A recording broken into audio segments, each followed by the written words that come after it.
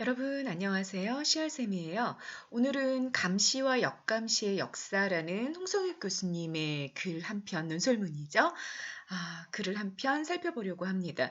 제레미 벤덤이라는 공리학자가 만들었던 페놉티콘이라는 감옥이 있었죠. 교도소의 그 건축물인데요. 교도소 건축물인데 페놉티콘은 펜은 이제 모두라는 뜻이고 옵티콘은 본다라는 뜻이에요. 그래서 모두 본다라는 의미를 가지고 있는 공리주의 철학자가 만들었던 페놉티콘이 20세기 굉장히 유명한 철학자인 미셸 푸코에 의해서 이게 근대의 어떤 권력을 규정하는 것으로 확장이 되고 그리고 지금 현대의 전자 페놉티콘까지 어떻게 이것들이 이 개념이 발전되어 왔고 우리가 어떻게 눈에 보이지 않는 감시와 권력 구조 안에서 존재하고 있는지를 잘 그 역사적인 맥락을 잘 밝혀놓고 있는 그런 글입니다. 홍성욱 교수님이 이제 서울대에서 과학사, 과학철학 이런 거를 전공하신 분이기 때문에 그런 내용 정리를 굉장히 섬세하게 잘 해주신 것 같아요. 글을 따라가면서 굉장히 중요한 개념이죠. 페놉티콘이라는 이 개념이 우리 현대사회에 어떤 영향을 끼치고 있고 우리가 이 페놉티콘으로부터 벗어나기 위해서 또는 이 페놉티콘을 역으로 어떻게 활용할 수 있는지 이런 것들을 정리해 놓은 글이니까 우리의 삶과 굉장히 밀접하게 연결되어 있는 글이에요. 보면서 여러 가지 생각도 좀 해보실 수 있을 것 같고요. 그리고 선생님이 가지고 온 건 신사고 독서 교과서에서 이 글을 가지고 왔거든요. 그래서 신사고 독서 교과서에서는 이 감시와 역감시의 역사를 비판적 읽기라는 챕터 안에서 다루고 있어요. 비판적 읽기는 어떤 글을 읽을 때 그냥 그 글을 그대로 100% 수용하는 것이 아니라 그 글이 얼마나 타당한지, 공정한지, 적절한지 이 세 가지의 기준을 가지고 그 글을 좀 비판적으로 읽기를 독자에게 요구하는 그런 챕터 안에 들어가 있거든요. 그래서 이 세 가지의 기준, 다시 비판적 읽기는 어떤 세 가지의 기준이 있다? 타당성, 공정성, 적절성이라는 평가 기준이 있는데 이 기준에 맞추어 봤을 때 이 글은 어떻게 평가할 수 있을지까지 그리고 이 글 안에 작가의 사회문화적인 이념, 가치관이죠. 자신이 사회를 바라보는 문화를 바라보는 그런 가치관이 미묘하게 숨어들어 있는데 어떤 사회문화적 가치관 혹은 이념을 이 글 안에 내재해 놓고 있는지 그런 것까지 검토해 보는 게 이 챕터의 목표예요. 그래서 그런 것까지 이어서 정리를 한번 해보도록 하겠습니다. 자, 본문 같이 한번 보시죠. 자, 첫 출발은 제러미 벤덤의 페놉티콘으로 출발해요. 문제의식을 제러미 벤덤이 가졌어요. 이제 18세기 말에 영국의 공리주의 철학자죠. 공리주의라는 거는 공적인 이익, 최대 다수의 최대 이익을 가장 중요시 여기는 그런 철학이었잖아요. 그런 공리주의 철학자였는데 문제 상황이 나타났어요. 어떤 문제 상황이었냐면 그때 이제 미국이 독립을 해버린 거죠.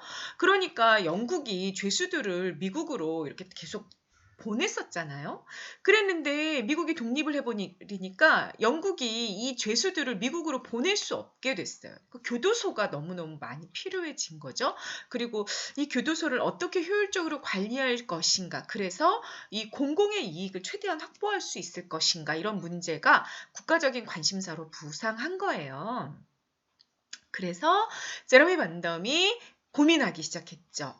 이렇게 최대 효과를 낼 수 있는 최소한의 어떤 것이 뭐가 있을까? 다시 말하자면 이걸 교도소 문제로 연결하니까 한 명의 교도관 또는 아주 최소한의 수의 교도관이 많은 수의 죄수를 감시할 수 있는 효과적인 방법이 없을까? 굉장히 공리주의적인 입장에서 고민을 했던 거죠. 최소의 것으로 최대의 효과를 낼 수 있는 방법. 이런 것들을 고민을 한 거예요. 그래서 만들어낸 게 페놉티콘입니다. 여러분 지금 보이시죠? 제가 그림을 가져다 놨어요. 가운데가 비어 있어요. 가운데가 비어 있는 동심원 모양으로 방들이 쭉 늘어서 있죠. 바깥쪽에 이제 둥그런 건물에 이게 집이 작은 이 방들이 죄수를 가두는 방이에요. 그리고 중앙에 작은 건축물이 하나 보이죠? 요거는 죄수를 감시하는 교도관이 있는 공간입니다. 네, 그리고 이 죄수의 방은요, 햇빛이 들어야 되니까 외부로 난 창이 하나가 있고 또 내부에는 굉장히 넓게 이렇게 창이 또 있는 거예요. 그래서 교도관이 모든 행동을 이 중앙에 있는 교도관이 그 내부에 있는 바깥쪽에 나 있는 문에 그 방에 들어있는 죄수들을 다 일거수일투족을 감시할 수 있는 거죠. 그리고 이 중앙의 감시 공간은 어둡게 유지를 해서 교도관의 모습이 보이지 않는 거예요. 그러면 여러분, 교도관이 보고 있을지 안 보고 있을지 죄수들이 알 수가 없잖아요. 죄수들이 알 수가 없으니까 그런데 이렇게 넓게 뻥 뚫려 있단 말이에요. 자기를 바라볼 수 있는 어떤 공간으로부터 자기가 이렇게 노출이 되어 있는 상황인 거죠. 그러니까 기능으로 넘어가 보세요. 죄수는 보이지 않는 곳에서 항상 자신을 감시하고 있는 교도관의 시선을 의식해요. 교도관이 항상 보고 있을 거다라고 생각을 하는 거죠. 그러니까 스스로가 스스로를 감시하게 되는 거예요. 예를 들자면 이런 거.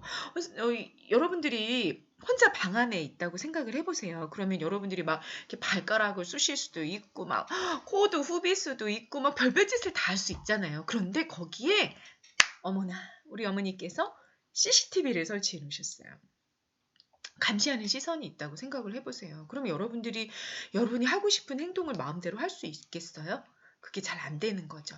그래서 감시가 내재화, 내 안에 내 스스로를 감시하는 시선이 이제 딱 존재하게 되는 거예요. 자기 검열이 이루어져서 자기 스스로 자기 행동을 통제하기 시작을 하는 거죠. 그러면 중앙에 교도관이 진짜 딱 한 명만 있어도 되는 거예요. 그리고 어둡게 해놓고 어디를 보고 있는지, 내가 지금 보고 있는지, 보지 않고 있는지 감춰버리는 거죠. 그러면 시선이 항상 자기를 향하고 있다라는 착각 속에서 죄수들이 자기 검열을 하기 시작을 한다. 그래서 이 감옥이 너무나 질서정연하게 유지될 거다라고 생각을 했던 거예요.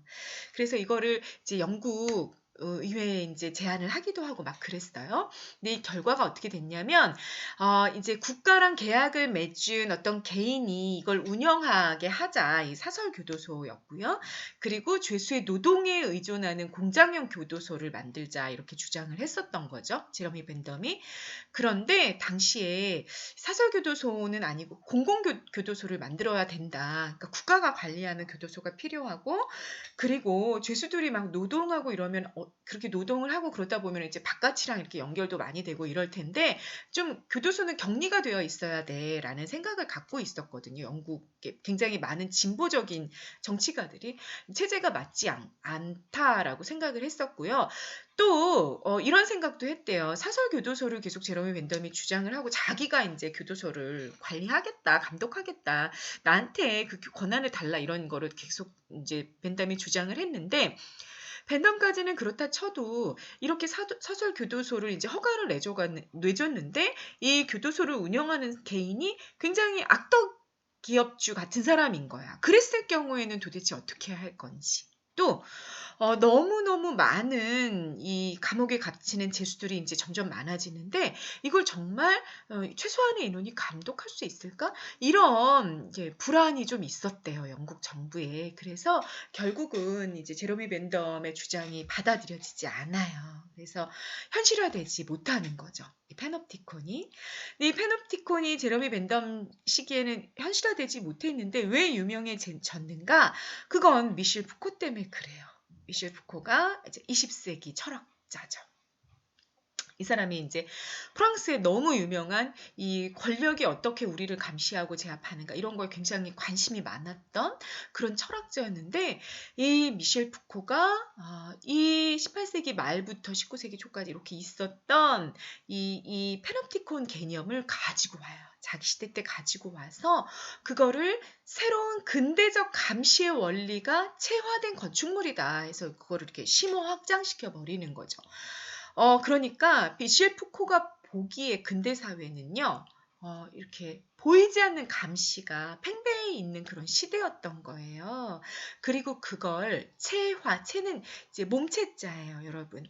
그러니까 근대적인 감시는 보이지 않는 추상적 개념이죠. 근데 이게 이 물질화된 건축물이 바로 페놉티콘이다라고 봤던 거예요. 그리고 그것의 특징이 비대칭적인 시선이다라고 정의를 내렸습니다. 비대칭적이라는 건 여러분, 음, 어떤 권한을 한 사람이 굉장히 많이 갖고 있고 어떤 대다수의 사람들이 권한이 없고 이게 비대칭이잖아요. 뭔가 권한이든 뭐든 이런 것들이 이렇게 편중되어 있는 거죠. 그래서 저울로 이렇게 재보면 쑥 이렇게 한쪽에 쭉 올라가게 되는 그런 거 우리가 비대칭이라고 그러잖아요. 그러니까 시선이 비대칭적이다. 아까 제러미 벤덤의 페놉티콘을 생각해 보면 그렇죠. 간수는 다 볼 수 있어. 그런데 죄수는 간수가 보는지 안 보는지 알 수 없어요. 굉장히 그 시선의 권한이 비대칭적으로 있었던 거잖아요.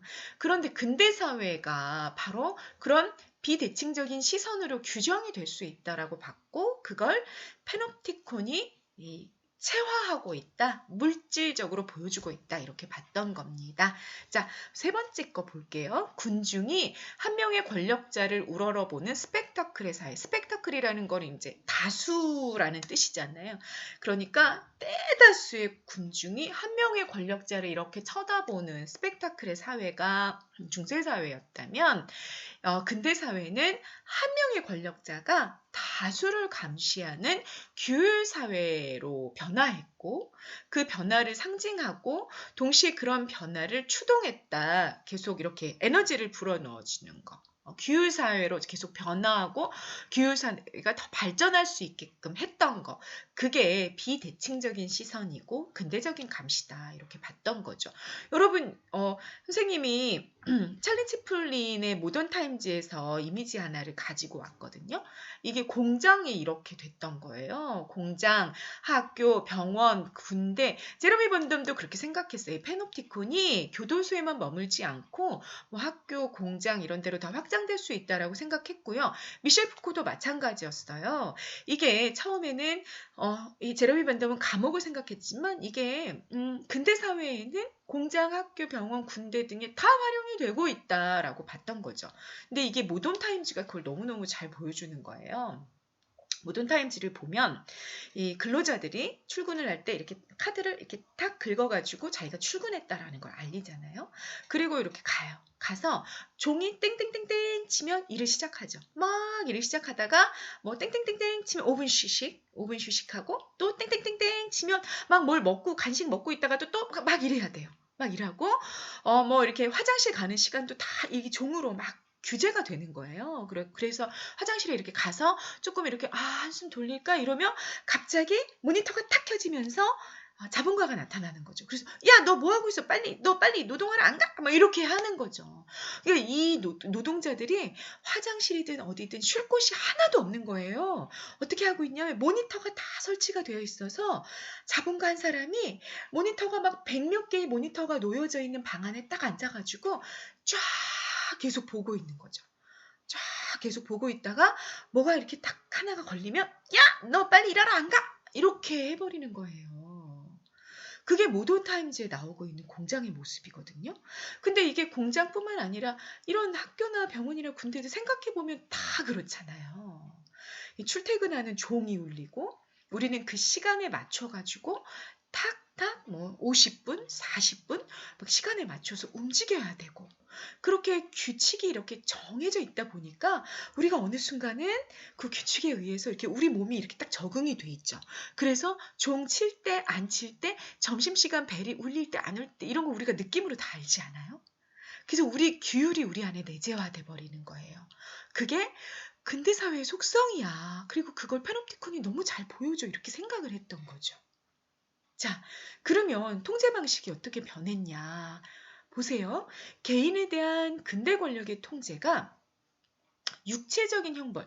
전에는 이런 통제가 없었을 때에는 이렇게 모두 보는 어떤 보이지 않는 시선이 존재하지 않았을 때는요. 누가 죄를 지으면 이게 잡아갔죠. 그래서 이렇게 막 감옥에 가두고 벌을 주고 막 이랬단 말이에요. 육체적인 형벌을 가했어요. 그런데 산업화가 이루어지고 근대사회가 됐어요. 자본주의의 인간형에서는요, 이게 어떻게 됐냐면 영혼의 규율로 바뀌어 갔어요. 영혼의 규율이란 게 뭐예요? 우리 안에 규율이 내재화되는 거예요. 보이지 않는 시선이 우리를 항상 감시하고 있다고 생각하는 거죠. 지금 이 모던타임즈에 나오는 공장처럼. 그렇게 보이지 않는 시선이 나를 항상 감시하고 있으니까 내가 뭐 이렇게 함부로 이 찰리 채플린은 독특하죠. 그럼에도 불구하고 뭔가 딴짓도 하고 막 이러는데 그럴 수 있는 사람 정말 극소수고요. 규율이 이렇게 내재화가 돼가지고 내가 그냥 은연중에 그 규율을 따라서 행동하게 되는 거죠. 우리가 막 종이 울리면 1교시 시작 종이 울리면 딱 1교시 하고 종 칠 때가 이제 쉬는 시간이 될 때 가까이 오면 우리 몸이 이렇게 늘어져서 쉬는 시간을 받아들이고 쉬는 시간이 또 끝났대. 그러면 그대로 또 우리가 수업을 적응하고 학교의 모습도 그렇다고 볼 수 있는 거죠. 우리의 영혼이 그 규칙을 맞춰가지고 이렇게 살아가고 있는 영혼의 규율로 바뀌어 갔음을 보여준다. 근데 그 영혼의 규율은 우리가 어떤 생각을 갖고 있기 때문이다. 보이지 않는 시선이 우리를 통제하고 있다고 느끼기 때문이다라는 얘기입니다. 그래서요. 모세관 같은 권력으로 바뀌었어요. 그러니까 제레미 벤덤의 페놉티콘 같은 경우 중앙에 시선이 하나가 있는 거잖아요. 그런데 학교, 공장, 군대, 병원 여기저기에 감시와 통제의 시선이 이렇게 모세혈관처럼 쫙 미세하게 퍼져 있는 거죠. 그래서 우리를 학교에 가면 우리를 또 통제하고 병원에 가면 통제하고 군대에 가서도 통제하고 직장에 가서도 통제하고 직장에서도 여러분 출퇴근 카드 딱 찍는 거 아시죠? 그게 이제 그렇게 권력이 우리의 모든 일상을 통제한다라고 푸코가 봤어요. 그리고 그 푸코 철학의 정수를 담아낸 것이 바로 제레미 벤덤에게서 가지고 온 페놉티콘이 되는 거죠. 네, 그래서 푸코의 영향력을 우리가 정리를 해본다면 결론 부분 두 가지입니다. 첫 번째, 벤덤의 페놉티콘을 심화 확장해서 근대의 규율 권력 어떻게 하는 거예요? 보이지 않는 시선이 여기저기에서 우리를 감시하고 있기 때문에 우리가 영혼의 규율에 따라서 우리가 굉장히 규칙적이고 규율적인 인간이 되어간 거 그런 걸 잘 드러내는 도구가 벤덤의 페놉티콘이야 이렇게 설명하게 됐다라는 얘기예요. 그리고 페놉티콘을 통한 감시가 우리가 이제 시대가 또 바뀌었잖아요. 지금 이제 산업화 도시화 시대는 아니죠. 정보혁명 시대로 바뀌었잖아요. 그런데 정보혁명 시대의 전자 감시와 흡사하다라는 인식을 우리가 하게끔 만들어 준 거죠. 미셸 푸코가. 그래서 산업화 시대의 영혼의 규율이 우리가 정보화 시대가 됐을 때 이게 사라져버린 게 아니라 이게 더 어떻게 더 확장되어 갔는지를 우리가 좀 더 인식하기 쉽게 해줬다라는 걸 푸코의 영향력이라고 볼 수 있다라는 얘기입니다.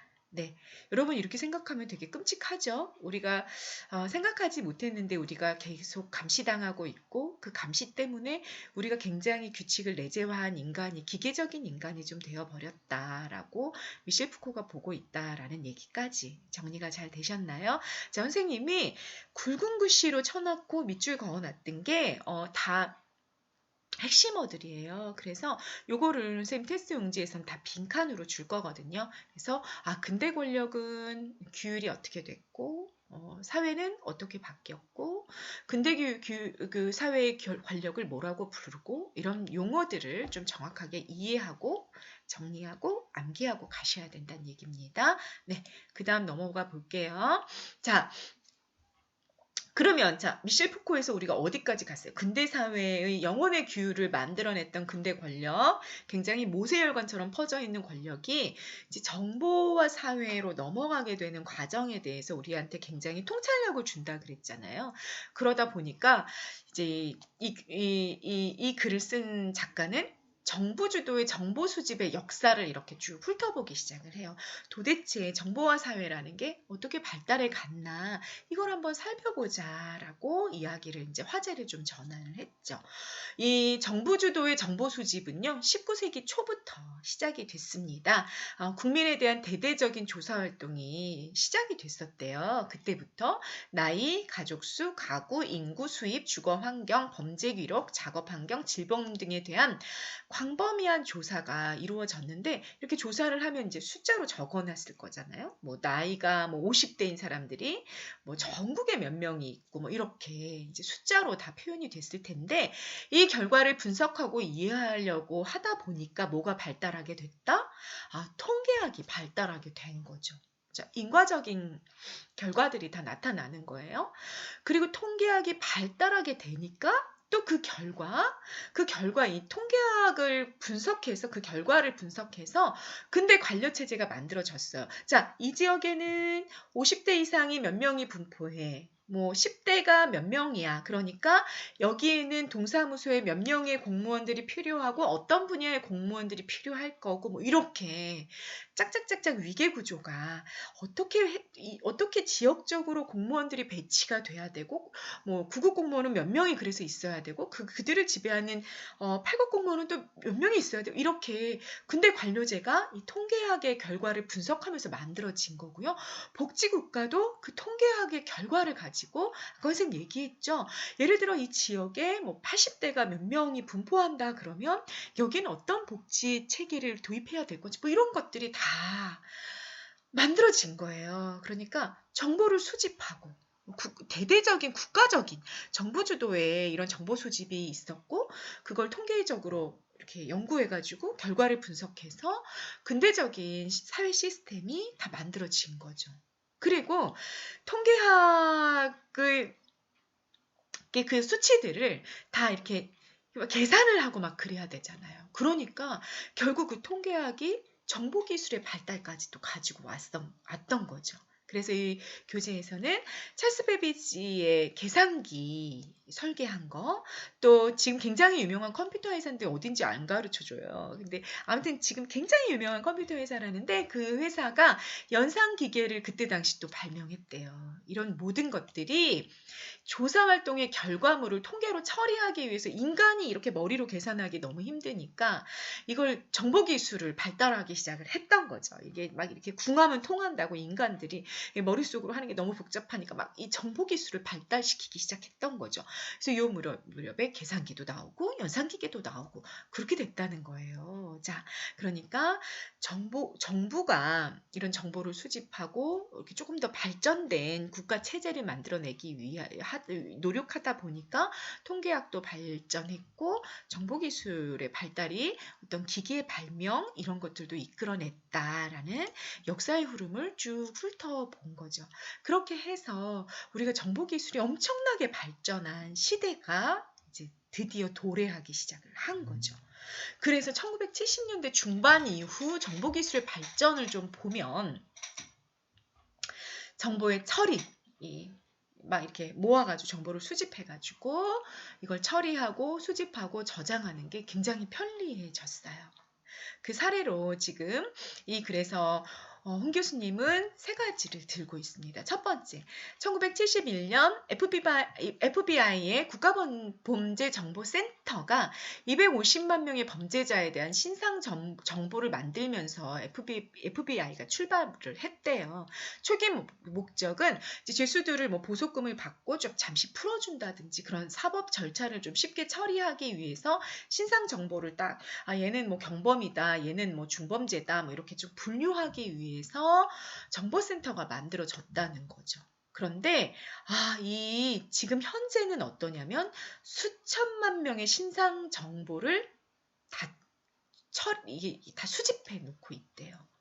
그리고 지금은 예전에는 그냥 뭐 경범죄자들을 보석금을 받고 풀어줄 때 어떻게 해야 될지 뭐 이런 것들 사법 용어로만 사용이 됐다면 현재는 어떻게 사용되고 있나요? 그런 것들이 그 축적된 정보가 직장에서 사람을 고용하거나 자격증을 줘야 될 때 과거를 조회하는 용도로 그래서 이 사람의 범죄 이력이 있는지 뭐 이 사람의 뭐 친인척들한테 뭐 범죄 이력이 있는지 뭐 이런 것들을 다 검열하는 그런 용도로 굉장히 광범위하게 사용되고 있다는 거죠. 두 번째, 자, 인터넷 있죠? 인터넷은 우리한테 정보를 찾는 것을 도와주는 굉장히 고마운, 인터넷 없으면 진짜 어땠을까 싶을 정도로 정말로 수없이 많은 정보들을 우리한테 찾아줄 수 있게 해줘요. 그런데, 그게 어떻게 해주고, 그 반면에 우리는 그런 정보를 찾는데 그런 정보를 찾는 와중에 우리의 개인 정보들은 어떻게 돼요? 기업에 계속해서 쿠키 등을 통해서 제공이 되는 거죠. 네. 그것도 어떻게? 우리가 자발적으로 기록해서 넘겨주는 거죠. 그렇게 정보기술이 너무너무 발전해가지고 우리가 정말 이 인터넷에서 우리가 알지도 못하는 사이에 우리가 우리의 모든 개인 정보를 이렇게 기업에 넘겨주고 있는. 그래서 선생님도 오늘 그러니까 선생님이 정말 맘먹고 그 전화들을 다 받으면 하루에 정말 수십 건도 받을 수 있을 것 같아요. 어디에서 그 선생님의 전화번호를 알았는지 모르는데 선생님 이름 얘기하고 뭐 어디에서 뭐 정보 동의를 해주셔서 감사합니다 그러면서 뭐 보험회사에서 전화도 오고 막 수없이 전화가 많이 오는 거예요. 그게 다 어떻게 된 거예요? 선생님이 자발적으로 인터넷에서 넘겨준 거죠. 선생님 알지도 모르는 사이에 개인정보 신상 공개 동의서 뭐 이런 거에 서명한 다음에 이게 다 넘어가가지고 정말로 수많은 기업들이 개인정보를 다 가지고 있게 되는 시대가 돼버렸죠.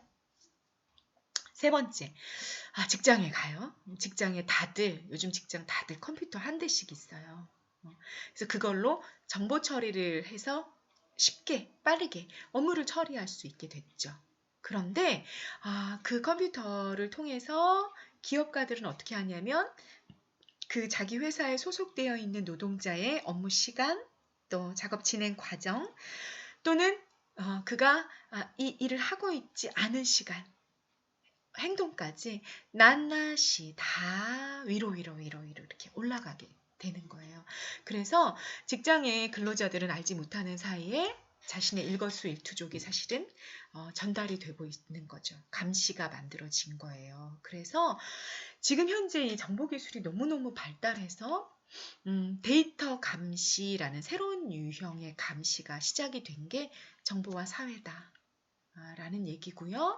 감시 방법도 너무너무 다양해진 거죠. 일단 데이터베이스, 너무너무 많은 데이터베이스가 축적이 되어 있고요. CCTV, 어디에나 CCTV가 있는 거 아시죠?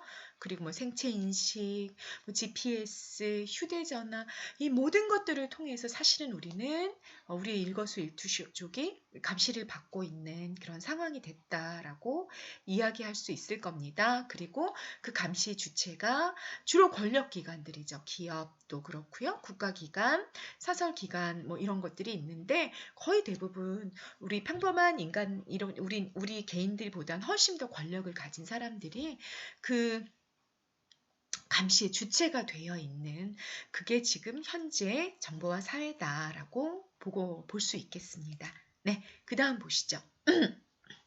자, 미셸 푸코가 말했던 근대 권력을 규정했던 이 페놉티콘이랑 전자 페놉티콘 공통점과 차이점이 뭘까?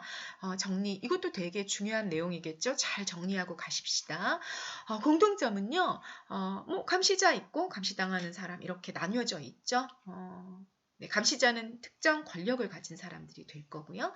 감시당하는 사람들은 이제 죄수이거나 일반인들이 되는 거고요. 감시를 당하는 사람이 느끼는 불확실성이 존재해요. 불확실성 무슨 말이죠? 누가 언제 나를 보고 있는지 모르는 거죠.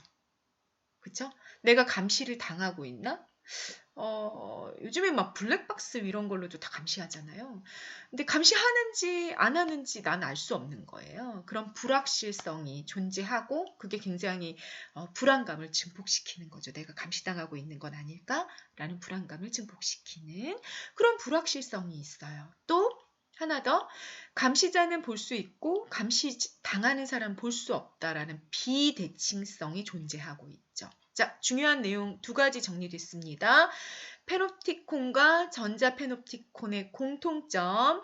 첫 번째 뭐다? 불확실성. 보는지 안 보는지 우리가 잘 인지가 안 돼. 그래서 되게 불확실해서 규율을 내재화할 수밖에 없게 되는, 자기 검열을 할 수밖에 없게 되는 그런 일이 일어났어요.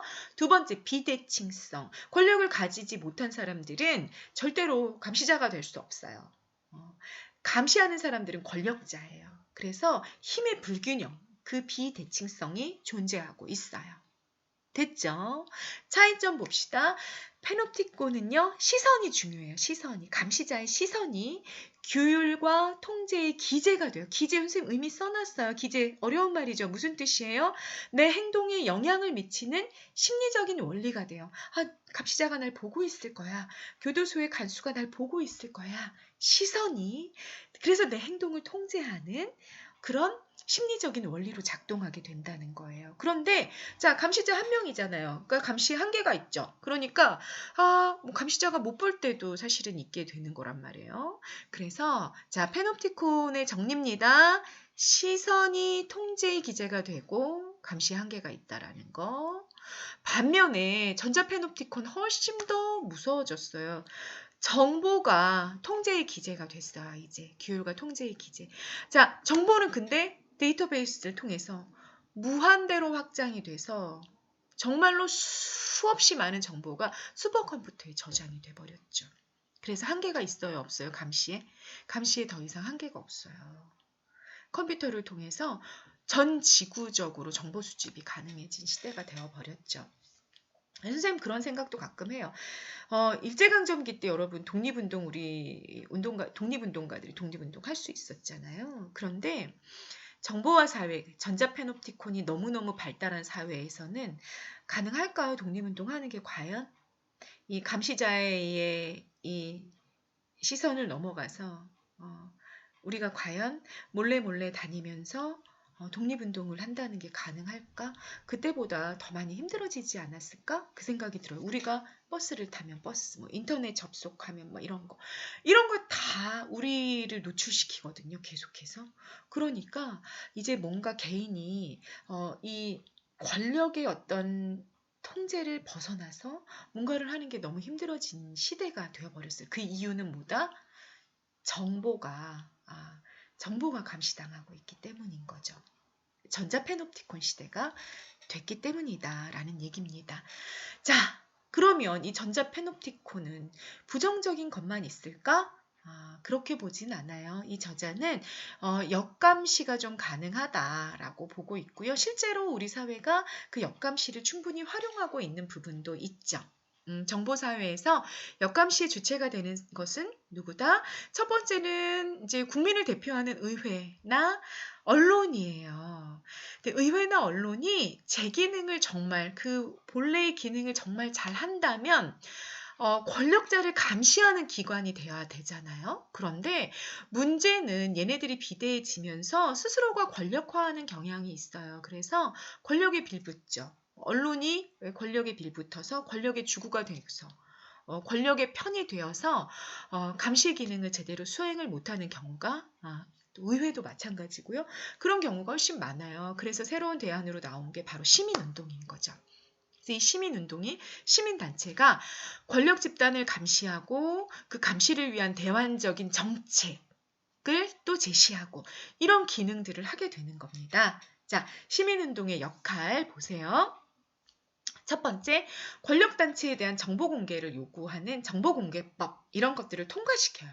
단체가 막 로비를 해가지고 의회에 막 로비를 넣고 그래가지고 야, 너 이런 거 공개법 통과시키지 않으면 이제 다음번엔 국회의원에서 떨어질 거야. 뭐 이런 운동을 막 전개하는 거죠. 그래가지고 정보공개법을 통과시켰어요. 그래서 권력단체에 정보공개를 요구할 수 있게 됐거든요. 그리고 신문, 라디오, TV와 같은 기존 언론은 물론 인터넷을 통해서 자신들의 활동을 알리고 성과를 공유하고 연대를 강화하고 이런 시민운동이 이런 것들을 굉장히 활발하게 전개를 하죠. 그렇게 하면서 뭐 와글어사 앱 이런 것도 만들어졌고요. 국민신문고도 있어요. 와글어사 앱 같은 경우는 예를 들어 뭐 우리 지역의 지역구 의원이 뭐 어떠한 비리를 저질렀는지 이런 거 다 거기다가 이렇게 투서를 넣을 수가 있어요.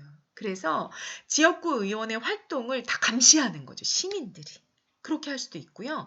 국민신문고 같은 경우도 자기가 이 권력기관의 어떤 누군가의 비리를 알게 됐다 그러면 여기다가 다 얘기할 수 있어요. 국민들이. 예. 또는 막 뭐 이런 것도 가능해요. 서로가 서로를 감시하는 것도 가능해요. 예, 뭐 선생님도 국민신문고에 좀 들어가 봤었는데 뭐 좌회전하는 줄이 이렇게 막 길게 늘어서 있잖아요, 자동차들이. 근데 어떤 차가 이렇게 오다가 이 차선이 너무 기니까 직진 차선에 섰다가 좌회전 신호가 나오면 거기서 그냥 이렇게 좌회전을 한다. 그럼 그거를 블랙박스로 찍는 거죠. 그래서 그거를 신문고로 이렇게 해서 경찰서에다가 그거를 고발하는 거예요. 그러면 경찰서에서 그 블랙박스를 보고 그 신호 위반한 사람한테 범칙금을 물게 한다든지 그런 게 너무너무 활발하게 일어날 수 있는 거죠. 그래서 전통적인 감시, 그러니까 미셸 푸코 때만 해도 빅브라더가 뭔지 아시죠, 여러분? 조지 오웰의 1984년에 나오는 그 독재자잖아요.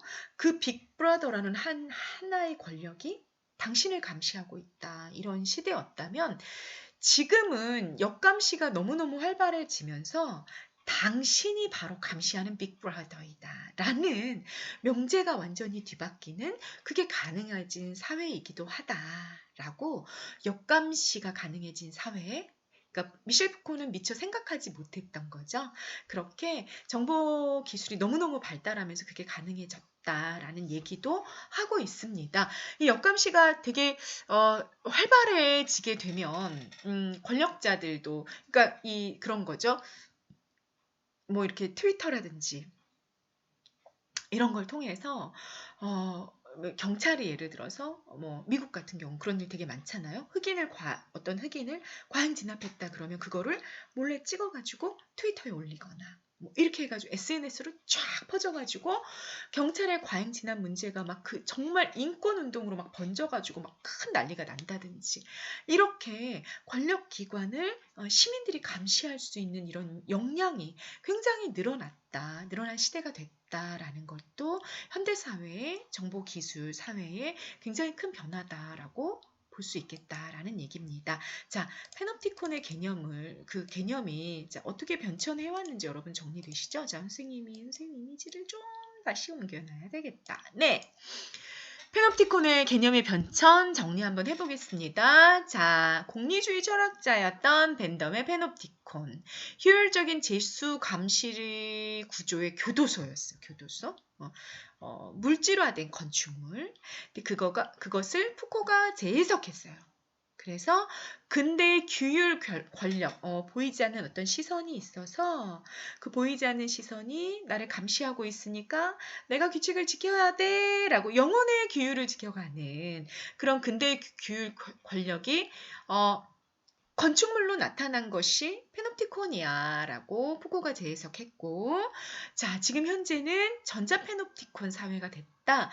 정보가 우리의 규율과 통제의 심리적인 어떤 원리가 되는 새로운 유형의 감시가 시작이 됐다. 자, 다시 페놉티콘 개념이 어떻게 3번 바뀌었다. 처음에 벤덤의 그냥 교도소인 페놉티콘이 있었고 푸코의 근대 권력 구조를 설명하는 페놉티콘이 있었고 그리고 지금은 전자 페놉티콘의 사회가 됐다. 다시 제레미 벤덤의 페놉티콘, 푸코의 권력구조, 그리고 전자 페놉티콘의 사회로 이렇게 페놉티콘의 개념이 바뀌어갔다라는 얘기고요. 자, 이렇게 전자 페놉티콘 사회가 되면서 푸코가 규정했던 페놉티콘의 한계가 드러났죠. 푸코는 우리 근대사회 전체가 교도소다. 거대한 페놉티콘이다. 왜? 학교도, 직장도, 공장도, 뭐 병원도, 군대도 다 이렇게 시선이 존재하고 우리가 그래서 규율에 맞춰 살아가게 만드는 그런 교도소다. 사회 전체가 교도소다. 이렇게 봤다란 말이에요. 그런데 자, 푸코가 보지 못했던 건 그럼 뭐냐? 지금은 시선보단 정보 수집이 더 중요해졌다. 그리고 피감시자가 자발적으로 협조한다. 정보 수집에. 선생님 아까 얘기했죠. 선생님이 다 동의해가지고 수없이 많은 선생님이 개인 신상 정보가 막 털렸지. 그래갖고 수없이 많은 곳에서 이거 사세요. 뭐 이거 보험 들어주세요. 막 이렇게 전화한다고. 정보를 내가 자발적으로 이렇게 다 공개해버린 거예요. 이런 거는 푸코는 사실은 생각하지도 못했던 생각인 거죠. 또 역감시가 가능해지는 사회도 생각하지 못했어요. 푸코는. 네. 그러니까 정보가 시선보다 정보가 중요시 된 거, 피감시자의 자발적인 협조, 그리고 역감시 가능성. 이거는 푸코의 개념에는 존재하지 않았다라고 정리할 수 있습니다. 정리되시나요? 네, 푸코의 개념의 한계도 기억하고 가시고요. 자, 이제 거의 마무리 단계가 다가오고 있네요. 전자페놉티콘을 방지하는, 그러니까 권력의 비대칭성 때문에 권력기관들이 우리의 정보를 통해서 엄청난 그 슈퍼컴퓨터를 통해서 우리를 다 감시하는 그 전자페놉티콘을 방지하는 방법에 대한 필자의 주장과 근거가 있어요. 필자는 어떤 주장을 하고 있느냐, 너무 중요하겠죠. 논설문이니까 주장 중요합니다. 별표를 막 5개 치고 가셔야 되고 암기하세요. 첫 번째 뭐다? 이 권력기관들이 뭐 기업, 정부 이런 곳들이 정보를 과다하게 수집하는 것 자체를 법으로 금지시켜야 된다라는 거예요. 그러니까 개인정보, 신상정보 동의하지 않으면 뭐가 이렇게 과정이 넘어가지 못하는데 정보를 공개하는 거에 동의하지 않아도 우리가 얼마든지 뭐 기업의 어떤 물건을 이용할 수 있다든지 이렇게 해줄 수 있으면 참 좋겠다라는 생각도 선생님 들거든요. 그러니까 과다한 수집하는 건 좀 금지시켜라. 라는 얘기고요. 두 번째, 수집된 정보 데이터베이스의 경우 그것에 대한 접근 권한을 더욱 평등하게 만들어야 된다. 아까 무슨 문제가 있었냐면 페놉티콘에 비대칭성의 문제가 있었잖아요. 그러니까 권력을 가진 자가 그들만 정보에 접근할 수 있다라는 게 문제점이었었잖아요. 그러다 보면 그 비대칭성 때문에 정보가 어떤 소수에게 독점이 돼버리는 거죠. 그러면 그것으로 인해서 나타날 수 있는 문제점이 너무나 많으니까 그 접근 권한을 좀 평등하게 만들어라 라는 얘기예요. 그 정보를 누군가가 독점하지 못하게끔. 그게 이제 두 가지의 주장이에요. 다시 정보의 과다한 수집 자체를 머릿속에 기억하고 갑니다. 금지시켜라. 또 정보 데이터에서 접근할 수 있는 권한은 평등하게 만들어라. 이게 두 가지의 주장이에요. 그 근거는 전자페놉티콘이 아까 얘기했죠. 정보 접근의 비대칭성 때문에 가능하기 때문에 그러니까 전자페놉티콘의 폐해, 권력자가 그 감시를 독점하는 것, 그거는 비대칭성으로 인해서 일어나는 것이기 때문에 이 비대칭성의 문제를 해소하기 위해서 정보 수집 자체를 금지시켜 너무 과도하게 하는 거, 그리고 이미 수집됐다면 평등하게 권한을 줘라라고 필자가 주장을 하게 된다라는 얘기입니다. 자, 근거는 뭐다? 비대칭성이다. 문제가 되는 게 비대칭성이라고 필자는 본다. 그래서 이 비대칭성을 해결하기 위해서 두 가지의 주장을 했다. 이게 전자페놉티콘의 문제점을 방지하는 방법이다라는 필자의 주장이다라는 얘기가 되는 겁니다. 됐죠? 자, 그러면 여러분 신사교육 교재에서는 이 홍성 교수의 이 글을 비판적으로 좀 읽어봐라 라고 우리한테 주장하고 있거든요. 제안하고 있거든요. 비판적으로 읽기 위해서는 3가지의 기준이 있다라고 말씀드렸어요. 기억나시나요? 첫 번째 공정성, 두 번째 타당성, 세 번째 적절성입니다. 자, 이 3가지의 기준에 대해서도 여러분들이 잘 기억하고 가셔야 돼요. 첫 번째, 공정하냐? 라는 얘기입니다. 자, 요 기준을 가지고 이 글을 평가해 놓은 거 정리해 놨어요. 보세요. 첫 번째, 현대사회 감시와 역감시에 대해서 이 필자가 설명을 해줬는데 정보가 규율과 통제의 기재가 되는 현대사회의 감시를 전자페놉티콘이다라고 설명하고 공개된 정보를 바탕으로 역감시 기능을 하는 시민운동에 대해서도 설명해 줬어요. 그러니까 전자페놉티콘의 문제점에 대해서도 설명해 줬고요.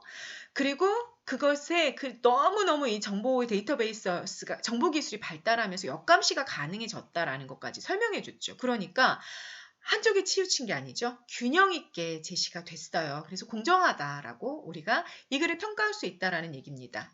이해되셨죠? 그러니까 정보기술이 발달하면서 나타난 문제점과 그 역기능의 가능성으로 인한 그 긍정적인 해결 방안까지 둘 다 공정하게 균형 있게 설명을 해줬다라는 얘기입니다. 두 번째, 전자페놉티콘에 대해서 설명하는데 그 긍정적으로 이용되는 측면은 좀 분량이 적었던 거죠. 통제와 감시 측면 좀 더 많이 부각이 됐어요. 그래서 그 부분에 대해서는 좀 이게 분량의 차이가 있어서 좀 공정성이 결여되어 있었다라고 얘기할 수 있고요. 하나 더, 시민운동이 어떤 대안이다라고 시민운동 굉장히 긍정적으로 평가하고 있는데 우리가 이런 공정성의 측면에서 본다면 시민운동도 권력화 비대해지면 자기가 권력을 갖게 되면 또 권력을 독점하고 그러다 보면 정보를 독점하고 이런 문제가 나타날 수 있지 않나? 시민운동이 자기가 수집한 정보를 좀 이거를 왜곡하거나 이렇게 또 시민들에게 전달할 수도 있고 시민운동 단체가 권력화됐을 때의 문제도 있지 않을까? 그런 문제에 대해서는 좀 생각해 볼 수 있지 않나? 공정성의 측면에서 그 부분은 좀 내용을 좀 점검하지 못했다라는 비판적 읽기가 가능할 수 있습니다. 정리되셨죠? 네. 자, 공정성의 부분에서는요, 첫 번째 공정한 부분이 있었지만, 결여된 부분이 두 가지 정도로 우리가 좀 정리해 볼 수 있겠다라는 얘기고요. 자, 내용상 주장과 근거가 얼마나 타당한가? 네. 주장, 근거 앞에서 점검하셨죠? 비대칭성이라는 문제 때문에 수집을 조금 과도하게 하지 말아라. 또 접근 권한을 평등하게 만들어라라는 주장을 했잖아요. 상식에 어긋나지 않고 현재 일어나고 있거나 일어날 개연성이 있는 개연성이라는 건 있을 법하다 이런 뜻이에요. 충분히 있을 법한 이야기를 토대로 주장하고 있기 때문에 충분히 필자의 주장이 타당하다. 이런 일들이 지금 현재도 일어나고 있기 때문에 얼마든지 주장은 가능하고 근거 또한 적절하다. 타당하다. 라고 얘기할 수 있다라는 얘기입니다. 자, 타당성이라는 게 그러니까 개념이 이해가 되셨죠? 우리의 건전한 상식에 비추어 봤을 때 또 얼마나 개연성이 있는지 이 두 가지의 기준을 가지고 필자의 주장을 점검하는 거예요. 그게 타당한지를 점검하는 거. 충분히 타당하다라고 우리가 평가해 볼 수 있겠다라는 얘기입니다. 그 다음 마지막 적절성입니다. 자료를 제시했는데 그 자료가 필자가 하고자 하는 이야기랑 이렇게 딱 매칭이 잘 됐나라는 얘기예요. 적절성은. 여러분 어땠어요? 네, 미셸 푸코의 감시와 처벌이라는 글도 인용했고 조지 웨올의 1984년 빅브라더도 가지고 왔는데 이 글의 주장이나 내용을 설명하기 상당히 적절한 재료였다라고 보여지는 거죠. 적절성? 오케이, 좋다. 라고 평가할 수 있겠다라는 얘기입니다. 자, 여러분 비판적 읽기 세 가지 기준, 공정성, 타당성, 적절성의 기준에 맞추어서 이 글을 평가해 본 겁니다. 잘 기억하고 가시기 바라겠습니다. 마지막 이 글, 이 챕터의 목표입니다. 학습 목표.